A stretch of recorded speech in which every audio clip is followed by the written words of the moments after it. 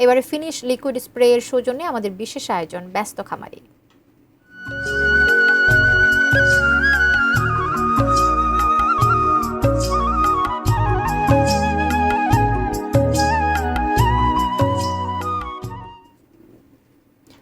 নীলফামারীতে দুম্বার খামার। ঘাস খড়ের মতো সাধারণ খাবার খেয়ে বেড়ে উঠছে মরুর প্রাণী দুম্বা। আসন্ন কোরবানির ঈদে 7টি দুম্বা বিক্রির আশা খামারি কাজলের। সাদ্দাম আলীর তোলা ছবিতে সহকর্মী মিল্লাদুর রহমান মামুনের প্রতিবেদনে থাকছে বিস্তারিত। শুরুটা শখ থেকে 2022 সালে প্রবাসী ভাইয়ের দেয়া 8টি দুম্বা নিয়ে ছোট্ট একটি খামার গড়ে তোলেন রবিউল ইসলাম কাজল। 3 বছরের ব্যবধানে তার খামারে এখন তুর্কি ও আওয়াসি জাতের 27টি দুম্বা। সৈয়দপুরের বোতলাগাড়ি ইউনিয়নের কাথারিপাড়ায় গেলে দেখা মিলবে এই দুম্বা খামারের। বাংলার আলো হাওয়া ও আবহাওয়ায় ভালোই মানিয়ে নিয়েছে মরুপ্রাণী। ঘাস খড় ও ভুট্টার সাইলেজের মতো সাধারণ খাবারেই বেড়ে উঠছে। রোগবালাইও নেই তেমন একটা।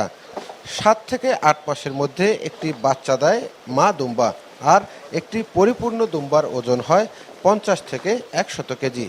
ঈদের হাটের জন্য প্রস্তুত কাজলের 7টি দুম্বার এক একটি 1.5 থেকে 2.5 লাখ টাকা দামে বিক্রির আশা তার। আমি 7টা দুম্বা রাখছি, কুরবানিতে আমি বিক্রি করব 1,50,000 থেকে 2,50,000 টাকা পর্যন্ত আশা করি বিক্রি হতে পারে।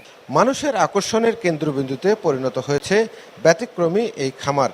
ভিনদেশি প্রাণীদের দেখতে ভিড় করেন অনেকে, দেখে উদ্বুদ্ধ হন কেউ কেউ। আমরা দেখতেছি সবকিছু খাদ্য খেলিয়া এখন খুব সুন্দরই হচ্ছে।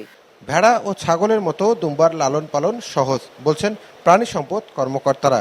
এদেশে বাণিজ্যিকভাবে দুম্বা পালন নিয়ে আশাবাদী তারা। যদিও এটি মরুর দেশের প্রাণী, কিন্তু এটি আমাদের বাংলাদেশে যদি সঠিক পরিচর্যার মাধ্যমে যদি খামারিরা এগিয়ে আসে এবং তারা যদি খামার করে, তাহলে এটাকে বাণিজ্যিকভাবে চাষ করেও লাভবান হবে।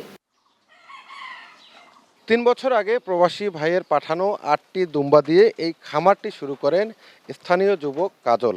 3 বছরের ব্যবধানে সেগুলো বেড়ে এখন 27টি দুম্বায় পরিণত হয়েছে। আসন্ন কুরবানি ঈদে তিনি আশা করছেন এখান থেকে 7 থেকে 8টি দুম্বা বিক্রি করবেন। Milladur Rahman Mamun, ATN news, Saidpur, Nilphamari. Finish আসলে একটা জিনিস, সস্তায় বস্তাপতা জিনিস, স্পার্টা চিনে ফিনিশ। মশা মাছি এবং জীবাণুমুক্ত পরিবেশের জন্য ফিনিশ স্টেবল ব্লিচিং পাউডার এবং ফিনিশ লিকুইড ব্যবহার করুন।